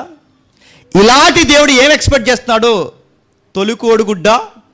ఇలాంటి దేవుడు ఏం ఎక్స్పెక్ట్ చేస్తున్నాడు? నేను అడుగుతున్నాను, నువ్వు వేసే చిల్లరా? ఇలాంటి దేవుడు అరటిపొండా? ఇలాంటి దేవుడు నువ్వు పెట్టేది ఏం ఎక్స్పెక్ట్ చేస్తాడు? ఇలాంటి మన ఊహలకు అందన దేవుడు మన నుంచి ఆయన ఎక్స్పెక్ట్ చేసేది ఏంటి? నువ్వు పెట్టే క్యాండిల్ కొవ్వొత్తా? నువ్వు పెట్టే భోజనాలా లేదా చీరలా? ఏం ఎక్స్పెక్ట్ చేస్తున్నాడు ఆయన? ఏం ఎక్స్పెక్ట్ చేస్తున్నాడు? పువ్వులు కాదు, కాయలు కాదు, అరే క్యాండిల్స్ కాదు, నువ్వు ఇచ్చే 10 వంతులు కోడిగుడ్లు అంటున్నావు, ఇవి కాదు. ఆయన ఏం ఎక్స్పెక్ట్ చేస్తున్నాడు మన నుండి అంటే, మనం ఎన్నోసార్లు మనం చదువుకున్న మాట, తన చిత్త ప్రకారమైన చెప్పండి దయా సంకల్పం చెప్పున మన నుంచి ఆయన కోరుకుంటున్నది ఏంటంటే, మీకు ఈ మాట ఎలా అర్థమవుతుందో తెలియదు కానీ నేను చదువుకున్నప్పుడు నాకు ఏడుపొచ్చిన మాట, మన నుండి ఆయన కోరుకుంటున్నది సహవాసం కోరుకుంటున్నాడు. నిజానికి మన సహవాసం లేకపోతే నేను ఉండలేననే ఫీలింగ్ ఆయనకి బాగా, నేను ఉండలేను బతకలేననే వ్యక్తిత్వం కలిగిన వాడు ఏం కాదు. కానీ ఆయన మనం లేకుండా ఉండగలడు, మనం లేకుండా జీవించగలడు, మనం లేకుండా ఉనికి కలిగి ఉండగలడు. కానీ అలాంటి ఆయన అన్నీ ఉన్నవాడు, ఏమీ తీసిపోనివాడు. మన నుంచి కోరుకునేది పువ్వు కాదు, కాయ కాదు, పండు కాదు, కొవ్వొత్తి కాదు, కాయిన్స్ కాదు, పదోవంతులు కాదు, ఏమీ కాదు, తలనీలాలు కాదు, నువ్వు ఇచ్చే చిల్లర డబ్బులు కాదు, నీ బంగారం కాదు, ఎండు కాదు, నీ వజ్రాలు కాదు, నీ కంపెనీలో ₹1,00,000 సందా కాదు, ఏమీ కాదు. నేను నా నుండి కోరుకున్నది ఏంటంటే సహవాసం, ఫెలోషిప్ కావాలి. అందుకే ఒక చిత్తం కలుగున్నాడు, అనాది సంకల్పం కలుగున్నాడు, ప్రేమ కలుగున్నాడు. అలాంటి ఆయన మన నుంచి ఆయన కోరుకునేది సహవాసం కావాలి. నాతో ఉండండి, నేను మీతో ఉంటాను. అందుకే తోట వేశాడు. నాతో ఉండండి, నేను యావత్తు భూమిని మీకు కాపురంగా వలసి మీతో నేను ఉంటాను. ఆ 7వ దినాన దేవుడు విశ్రమించడం చదువుతాం 2వ అధ్యాయంలో. 7వ దినాన దేవుడు విశ్రమించడం అంటే ఏంటి మీకు చెప్పాను. అక్కడ విశ్రమించడం అంటే ఏంటి? విశ్రమించడం అంటే ఇంక పని మానేసి ఎవెన్కి వెళ్ళిపోయాడని కాదు. విశ్రమించడం అంటే సహోదరులు, పెద్దలు, ప్రసంగికులు వచ్చి ఇక్కడ విశ్రమిస్తారు అంటే ఏంటి? దాని అర్థం ఏంటి చెప్పండి. ఇక్కడ కూర్చుంటాడు, రైట్ వర్డ్ చెప్పిన సెటిల్ అవుతాడు. సహోదరులు అయ్యగారు వచ్చి ఏదికి అలంకరిస్తారు అంటే ఏంటి? సీపురు ఎక్కడ ఉందని అడగకూడదు, అలంకరించడానికి. గుర్తుపెట్టుకోండి. దులిపేసి పువ్వులెట్టి సాల్వని ఆడుతున్నాను, ఈ తుడిచే తడిగొడ్డు ఎక్కడ ఉందో అనకూడదు. అలంకరించడం అంటే ఇక శుద్ధ శుభ్రం చేయమని కాదు. చెప్పండి ఏం చేయమని? వచ్చి కూర్చోమని. అలంకరణ అంటే మీరు కూర్చోవడమే అలంకరణ. విశ్రమించండి అంటే మీరు ఇక్కడ సెటిల్ అవ్వడమే విశ్రమించడం. ఇది మీకు అర్థమైతే దేవుడు 7వ దినాన్ని విశ్రమించాడంటే దాని అర్థం ఏంటి చెప్పనా? దేవుడు అన్నీ చేసి మానవులను చేసి విశ్రమించాడంటే ఏంటి చెప్పనా? మనతో కలిసి ఉండాలనుకుంటున్నాడు. అంత గొప్ప దేవుడు, ఊహల కందన దేవుడు మన నుంచి ఆయన ఎక్స్పెక్ట్ చేస్తున్నది నాతో నీతో ఉండాలనుకుంటున్నాడు. ఆయన ఫీల్ అప్పుడప్పుడు బైబిల్లో బయటెట్టాడు, ఎక్కడ 2-3 నా నామాన కూడుకుంటారో అక్కడికి నేను వచ్చేస్తా అన్నాడు. ఆయన కోసం మాట్లాడుకోవడం ఆయనకి కావాలి, ఆయన నామాన్ని జపించడం ఆయనకి కావాలి. ఎందుకు నీకు కావాలి ప్రభు అంటే, నాకు ఇష్టం మీతో ఉండడం అంటే నాకు ఇష్టం, నేను మీతో సహవాసం చేయడం అంటే నాకు ఇష్టం. అందుకే మన కోసం ఆలోచిస్తాడు, మన కోసం బాధ కలిగి ఉంటాడు, మనతో సహవాసం కోరుకుంటున్నాడు కనుక మన మీద కోపపడతాడు. మనం పాపం చేసినప్పుడు, తప్పు చేసినప్పుడు మనం సరేంత వరకు కూడా మనం కొడతాడు, తిడతాడు, మనల్ని ఎంతగా రుద్దాలి అంత రుద్దాడు. ఎందుకు నా మీద ఎంత ఇంట్రెస్ట్ నీకంటే చెప్పండి, నాతో ఉండాలనుకుంటున్నాడు. రేపొద్దున ఈ సృష్టి అంతా మడత పెట్టి మొత్తం నాశనం చేసిన తర్వాత నెక్స్ట్ ఏంటంటే ప్రకటన గ్రంథం అడగండి. ఇంటికి వెళ్ళిన తర్వాత ఇదంతా భూమి నాశనం అయిపోతుంది, సూర్యుడు నాశనం అయిపోతాడు. ఇవన్నీ అయిపోయిన తర్వాత ఏంటి ప్రభు నెక్స్ట్ నీ డెసిషన్ ఏంటని అడిగితే అని చెప్పింది అని చెప్పిన ఒక సిటీ ఫామ్ చేస్తున్నాడట. దాని పేరు జెరూసలేం. ఈ జెరూసలేం కాదు, పరలోకపు యెరూషలేం అనే పట్టణాన్ని రెడీ చేస్తున్నాడట. ఆ పట్టణం దగ్గర మనం వెళ్ళం కదా, పట్టణాన్ని దించుతాడట. ఆ పట్టణంలోకి నిన్ను నన్ను తీసుకెళ్తాడట. ఆ సిటీలో తీసుకెళ్ళడమే కాదు, నీతో నాతో చెప్పండి సదాకాలము చెప్పండి. ఇదంటే ఎంత ప్రాజెక్ట్ అంతా, ఈ చరిత్ర, ఈ సైన్స్, ఈ ఎవిడెన్స్, ఈ సృష్టి, ఆదాము అవ్వలు, రేపొద్దున్న ఇదంతా దేనికి ప్రభు అంటే ఇలా కంటెంట్ మీడితో వచ్చేదాడు చెప్పనా, నీతో నాతో ఉండాలనుకుంటున్నాడు అంతే. ఎందుకు ఉండాలనుకుంటున్నాడు? ఒంటరిగా ఉన్నాడని కాదు. ఎందుకు ఉండాలనుకుంటున్నాడు? మనం లేకపోతే ఉండలేక కాదు. ఎందుకు ఉండాలనుకుంటున్నాడంటే ఆయన అనుకున్నాడు, ఉండాలనుకున్నాడు, ఉంటాడంతే. అది ఎలా అంటే అది ముందుకు వెళ్ళే కొలది అర్థమవుతుంది. ఒక రిఫరెన్స్ చూసి త్వరగా ముగిద్దాం. ఇలా ఉన్న దేవుడు గురించి ఒక 2 మాటలు ఉన్నాయి. ద్వితీయోపదేశకాండం 4వ అధ్యాయం, క్షమించండి 6వ అధ్యాయం 4వ వచనం. ద్వితీయోపదేశకాండం 6వ అధ్యాయం 4వ వచనం. ద్వితీయోపదేశకాండం 6వ అధ్యాయం 4వ వచనం. ఇశ్రాయేలు వినుము, మన దేవుడైన యెహోవా అద్వితీయుడు, ద్వితీయ లేనివాడు, అద్వితీయుడు. ద్వితీయ అంటే చెప్పండి, ఈయనలాంటి భావనండి. ద్వితీయ అంటే మరో దేవుడి సృష్టిలో చెప్పండి లేడు. మన దేవుడు ఏమన్నాడు చెప్పండి? అద్వితీయుడు అంటే చెప్పండి, ఒక్కడే, ఆయన లాంటోడు చెప్పండి, ఇంకెవరు లేరు. యెషయా గ్రంథం 44వ అధ్యాయం 6వ వచనం. యెషయా గ్రంథం 44వ అధ్యాయం 6వ వచనం. యెషయా గ్రంథం 44వ అధ్యాయం 6వ వచనం. ఇశ్రాయేలు రాజు అయిన యెహోవా, ఆయన విమోచనకు సైన్యములకు అధిపతి యెహోవా ఎలాగూ సెలవిచ్చుచున్నాడు, నేను మొదటివాడు, కడపటివాడును, నేను తప్ప వేరొక దేవుడు లేడు. కన్ఫ్యూజ్ అయిపోకండి, ల్యాండ్ అవుతున్నాం, ముగిద్దాం. ఇప్పుడు చెప్పండి, అదృశ్యంగా ఉన్నాడు, ఊహలకు అంతకంటే ఉన్నాడు, కనబడకన్నా దూరంలో వినబడే స్థితిగతులు కలిగిన వాడుగా ఉన్నాడు, చూడగలిగే స్థితిగతులు కలిగిన వాడు ఉన్నాడు, శక్తి కలిగిన వాడుగా ఉన్నాడు. ఆయన్ని ఎలా చూడొద్దు అంటున్నాడంటే, నా దగ్గరికి మీరు సహవాసం కోసం రండి తప్ప ఆపద మొక్కు దేవుళ్ళ మాత్రం నా దగ్గరికి రాకండి. ఎందుకంటే ఆపద మొక్కులు చాలా బయట ఉన్నాయి. కానీ దేవుడు మనం ఏం చూస్తాం చెప్పిన, ఈ ఒక్క ఎగ్జామ్ పాస్ చేసే ప్రభు అంటే మరి తర్వాత ఏం చేస్తావు? జాబ్ కూడా వేసి గూరు మీద తిరుగుతావు, అంతే కదా. ఇది నేను అడుగుతున్నాను, సెల్ఫీస్గా అనిపిస్తుంది అంటే ఆయన దగ్గరికి వచ్చినప్పుడు. ఆయనేమో మనతో ఉండాలనుకుంటున్నాడు, మనం ఏం అడుగుతాం? దగ్గరికి వెళ్ళి నిలబడిన తర్వాత జాబ్ ఇవ్వే అన్నామంట. అలాగే పెళ్లి చేయి, నాకు పెళ్ళి అయింది 3 years అయిపోయింది, చెప్పండి పిల్లలు ప్రభా. అలాగే కొంచెం హెల్త్ డిస్టర్బెన్స్ ఉంది, కొంచెం ఇలా లెఫ్ట్ లాగేస్తుంది, చెప్పండి కొంచెం పంపింగ్, చెప్పండి జాగ్రత్తగా సెట్ చేయ ప్రభు. ఇలాంటివన్నీ అడిగేసి పనులు అయిపోయిన తర్వాత ఆయన వదిలేసిపోతున్నాం అనుకోండి, ఆయనకి ఎలా ఉంటుందండి? ఆయనకి ఫీలింగ్స్ ఉన్నాయి లేదా? అవకాశవాదులు రా మీరని మళ్ళీ ప్రూవ్ చేసుకుంటామా లేదా? అందుకే ఆయన ఆపద మొక్కలు వాడు కాదు. ఆయన అడిగేది చెప్తున్నా, నాతో ఉండండి, నాతో ఉండండి. ఆయన మనతో ఉండాలనుకుంటున్నాడు కనుకే కోపపడతాడు, మనతో ఉండాలనుకుంటున్నాడు కనుకే తిడతాడు, మనతో ఉండాలనుకుంటున్నాడు కనుకే గద్దిస్తాడు, మనతో ఉండాలనుకుంటున్నాడు కనుకే తప్పు చేస్తే ముట్టికెళ్ళేసి మళ్ళీ అటు సరి చేస్తాడు, మనతో ఉండాలనుకుంటున్నాడు కనుకే సహవాసం ఫెలోషిప్ అనేది కోరుకుంటున్నాడు కనుకే ఎంత ఇలాంటివి కోరుకుంటున్నాడు. అలాంటి దేవుడు ఒక్కడిగా ఉన్నాడు. క్రిస్టియన్ ఫెయిత్లో, బైబిల్ ఫెయిత్లో బహుళత్వం కలిగిన బాగానండి, బహుళత్వపు దేవతలు మనం నమ్మట్లేదు, ఒకే దైవత్వం కలిగిన దేవుడిని మనం నమ్ముతున్నాం. కొంచెం కష్టంగా ఉండవచ్చు, ఎందుకంటే ఇది సిద్ధాంతం కదా. బహుళత్వం కలిగిన దేవుడిని మనం నమ్మట్లేదు, కానీ ఒకే వ్యక్తిత్వం కలిగిన దేవుడిని మనం నమ్ముతున్నాం. ఆ దేవుడు ఒక్కడ ఉన్నాడు. అలాంటి దేవుడు ఈ 3 లోకాలు అంటారో 7 లోకాలు అంటారో ఎన్ని లోకాలు అంటారో, నెక్స్ట్ ఎన్ని పరిశీలించుకోండి. మాకు బైబిల్ 3 విశ్వాసాలని చెప్పింది. ఈ 3 యూనివర్స్లో ఎక్కడ తిరిగినా ఆయన తప్ప వేరొక దేవుడు చెప్పండి లేడు. ఇప్పుడు ప్రశ్న నెక్స్ట్ వీక్కి, మరి దేవుడు ఒక్కడే అయితే తండ్రి ఎవరు? దేవుడు ఒక్కడే అయితే చెప్పండి కుమారుడు ఎవరు? దేవుడు ఒక్కడే అయితే పరిశుద్ధాత్ముడు ఎవరు? ఈ ముఖ్యాంశాలు చెప్పండి వచ్చేవారు. అలానే ఉండండి.